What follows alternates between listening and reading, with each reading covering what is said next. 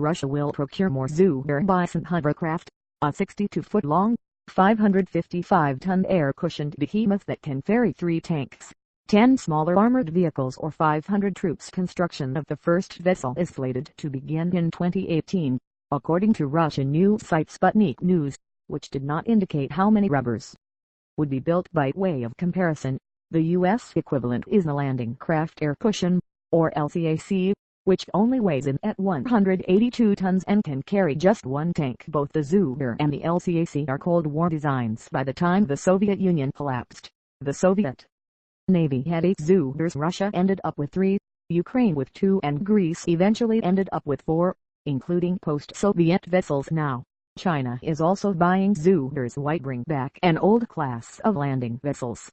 A Sputnik News article from 2016 provides a clue. It turns out that there aren't enough Russian landing craft, and those in service have problems. There are not enough existing Russian amphibious ships from the Dogon and Tyrza projects to solve the problems facing the Navy and the Marine Corps, said Sputnik News. We still do not have good diesel engines, which led to problems with the Dugons, said military analyst Andrei Frolov. The Zubr has already been tested, well proven, and was even in demand abroad. The Zubr is powered by high-temperature gas turbine engines that confer a top speed of 70 knots. Naval Technologicum describes the Zubr design as a square-shaped pontoon structure of the hull, which provides a rugged, stable, and seaworthy design. The pontoon's superstructure is divided by 2 longitudinal bulkheads into 3 functional sections. The middle section accommodates the compartment for armored vehicles to be landed with taxi tracks and loading and unloading ramps. The 2 outer sections house the main and auxiliary power plants, the troop compartments,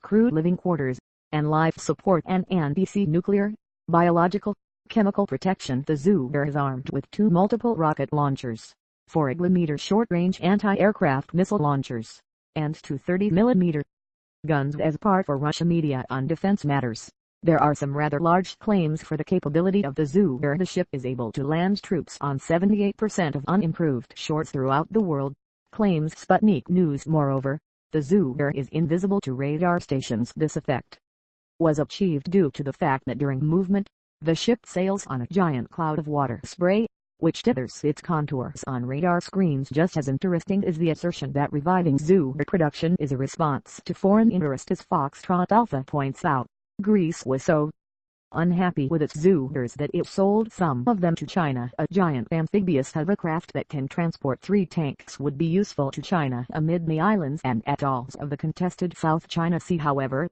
that only applies if the hovercraft works as advertised. While Russia is turning back toward Cold War hovercraft, the U.S. Navy and Marine Corps are looking toward the future. The Ship-to-Shore Connector, or SSC, is under development as a highly automated hovercraft with greater reliability than the LCAC. Michael Peck is a contributing writer for the National Interest. He can be found on Twitter and Facebook. Image, Wikimedia Commons.